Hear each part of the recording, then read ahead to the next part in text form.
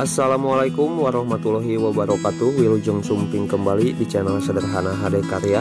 Sehat, sukses, lancar jaya selalu untuk sobat kreatif dimanapun berada. Mari kita belajar bareng lagi di channel Sederhana ini. Kita perluas pengetahuan, kita kembangkan setiap peluang, kita perdalam setiap teknik dan cara ide-ide kreatif desain kreasi seputar dunia las listrik. Adanya channel Sederhana ini insya Allah bukan untuk mengajari ataupun menggurui kepada ahli senior master yang skillnya sudah mumpuni, hanya sekadar berbagi dari pemula untuk pemula agar tetap bisa berkarya. Dari apa yang dibagikan, ambil yang terbaik, buang yang terkurang. Mari kita mulai bersama dari yang terkecil dan semoga bermanfaat tentunya.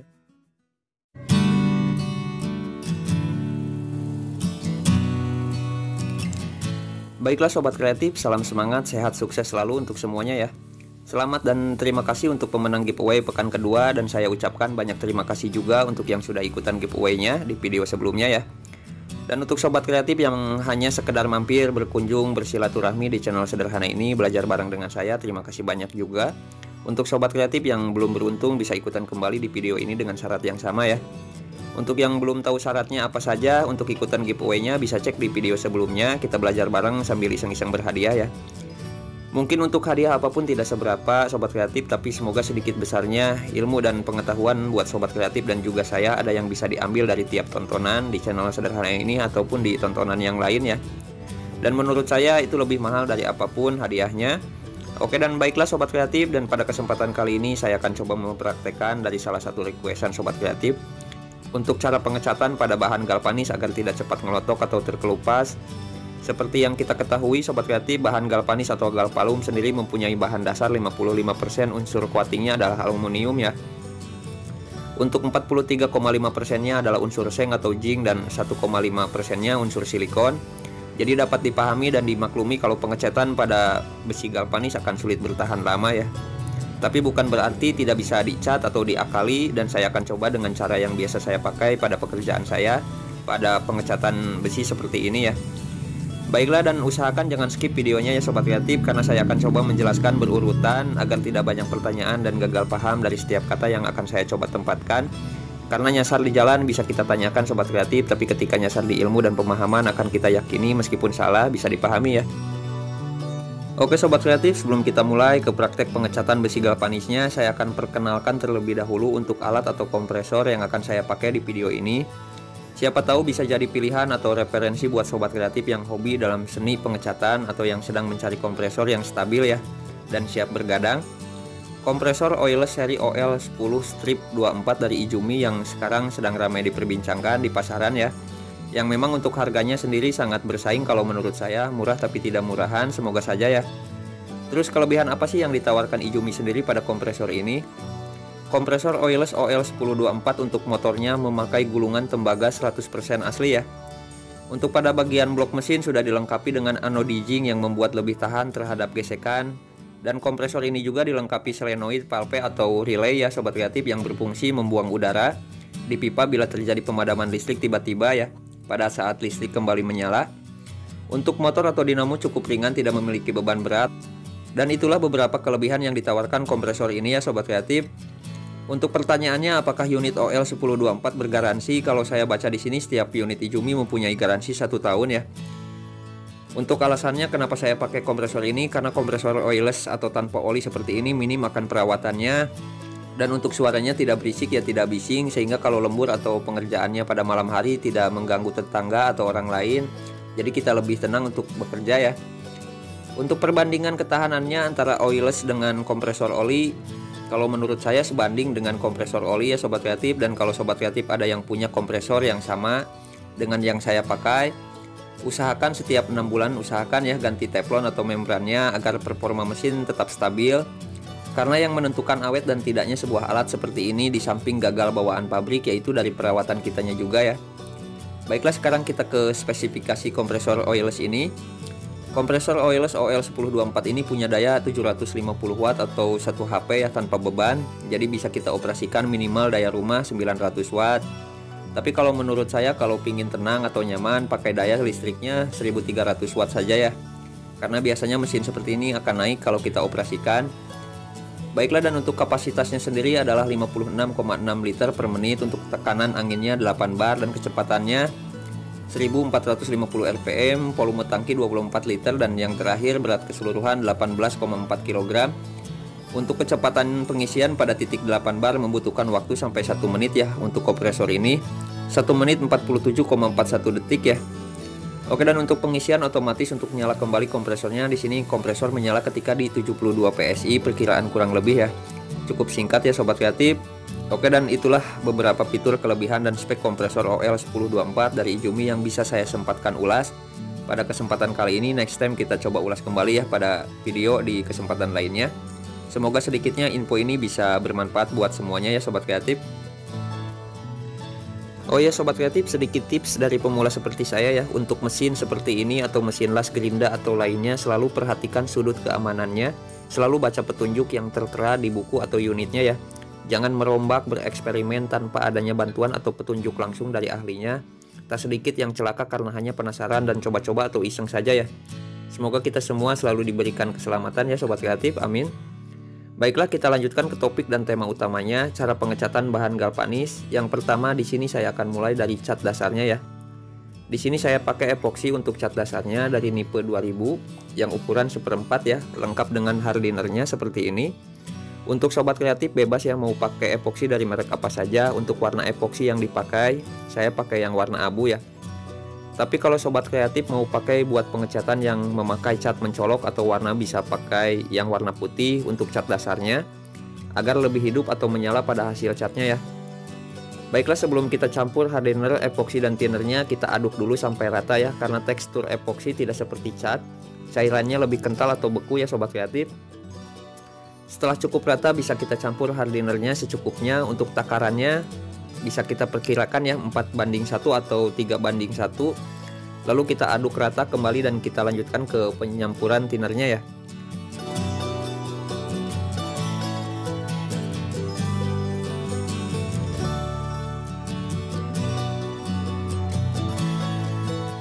Baiklah, dan untuk takaran campuran thinner pada cat atau epoksi ini hanya untuk yang belum tahu saja.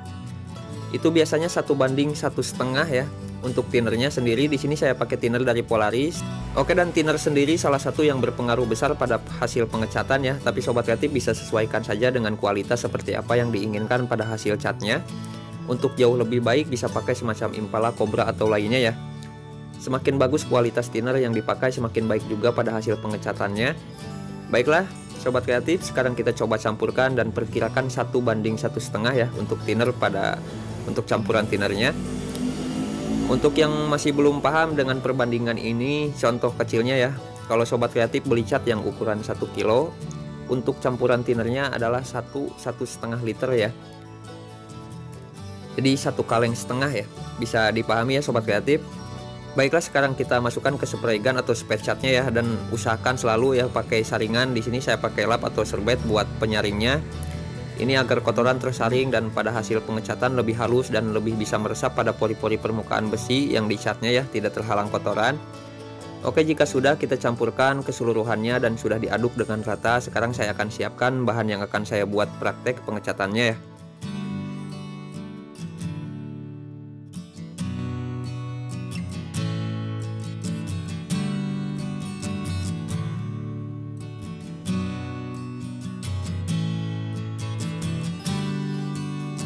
Oke sobat kreatif, di sini saya sudah siapkan 4 potongan hollow galvanis seperti ini dengan ukuran berbeda ya. Karena saya akan coba praktekkan pada kesempatan kali ini cara pengecatan yang biasa dipakai di bengkel-bengkel las listrik ya umumnya, termasuk di bengkel saya juga. Anggap saja ini buat pilihan pengecatan seperti apa yang akan kita pakai pada pekerjaan kita dan pilihan yang bisa ditawarkan pada konsumen ya. Baiklah, dan hal yang terpenting sebelum pengecatan pada bahan semacam besi hollow, siku atau lainnya ya, apalagi yang baru dari toko, selalu terdapat minyaknya seperti ini meskipun di bahan galvanis ya. Jadi kita bersihkan terlebih dahulu besi yang mau dicatnya ya dari kandungan minyak.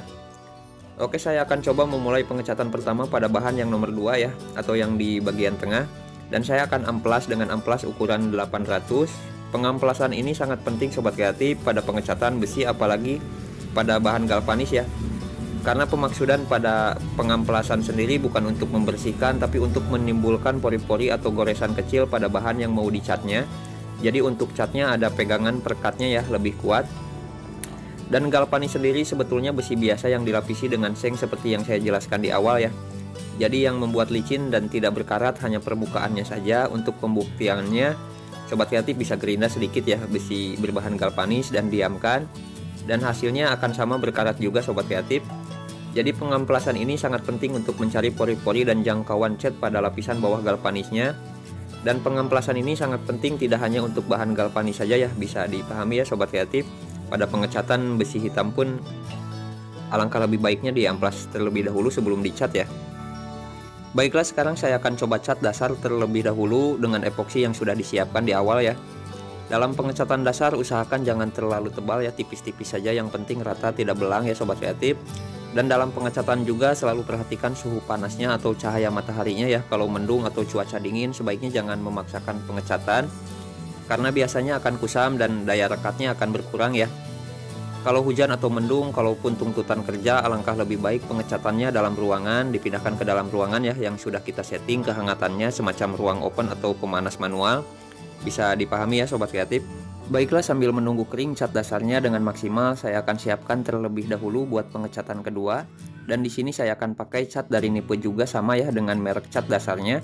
Oke, dan di sini ada cat warna hitam dan putih, dan saya akan pakai yang warna putih saja agar bisa lebih jelas di kamera ya sobat kreatif. Saya akan siapkan sedikit saja dan kita pakai thinner yang sama juga ya. Kita campurkan thinnernya dengan cat dengan takaran, karena sedikit kita perkirakan saja ya, 1:1,5, sama dengan penyampuran pada epoksi pada sebelumnya ya sobat kreatif.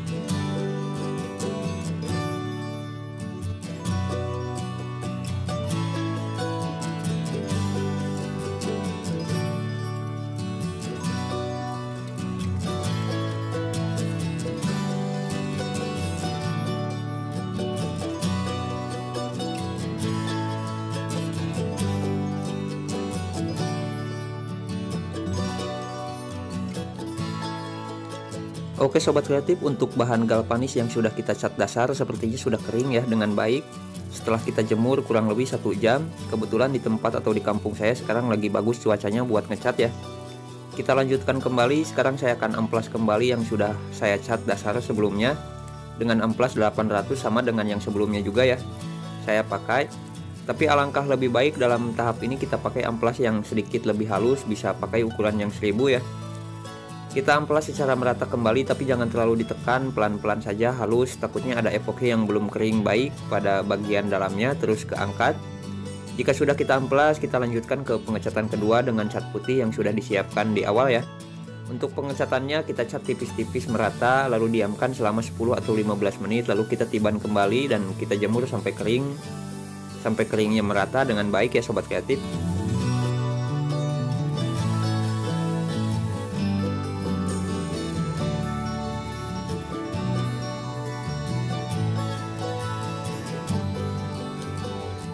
Baiklah, jika sudah kiranya 10 menit atau 15 kurang lebih pengecatan yang tipis tadi, kita bisa lanjutkan cat yang kedua kalinya, dan tahap ini pengecatan finalnya atau yang paling terakhirnya, dan yang harus benar-benar rata ya sobat kreatif. Jika sudah, kita lanjutkan ke pengecatan pada bahan ke nomor 3 atau yang paling pendek. Untuk cara step by stepnya, cara pengecatannya sama saja ya, yang berbeda hanya untuk yang ini setelah kita epoksi tidak kita amplas lagi, tapi langsung kita cat jadi ya. Dan tidak kita cat 2 kali seperti sebelumnya, jadi kita langsung jadikan saja.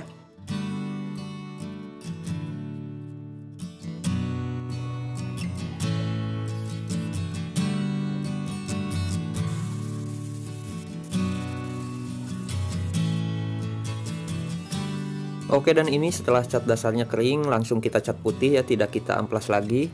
Dan pada pengecatan yang kedua ini juga kita langsung jadikan, tidak 2 kali pengecatan seperti pada bahan sebelumnya ya sobat kreatif.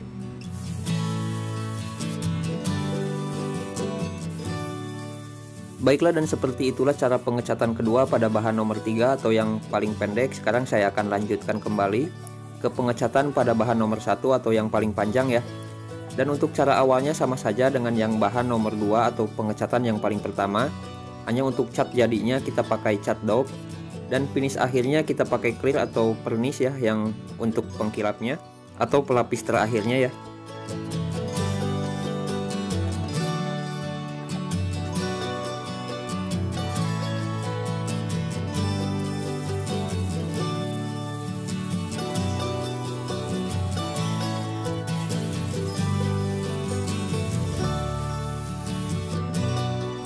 Setelah kering maksimal, cat dasarnya kita amplas juga ya, yang merata dan halus, tidak terlalu ditekan ya sobat kreatif.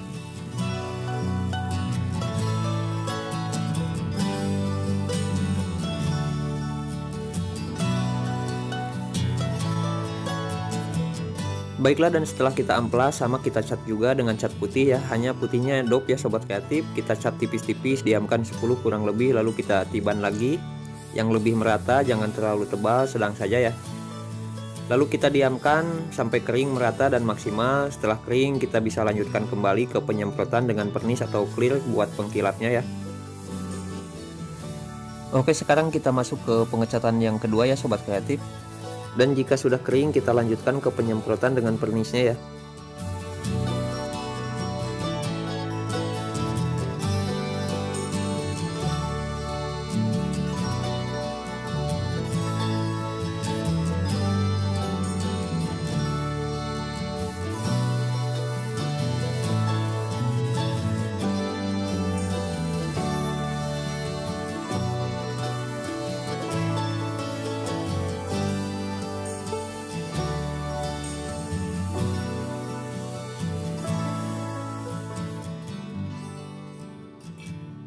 Baiklah, dan itulah pengecatan pada bahan nomor 1 atau bahan yang paling panjangnya ya sobat kreatif. Sekarang saya akan lanjutkan pada pengecatan dengan bahan nomor 4 atau bahan hollow 40x40 nya.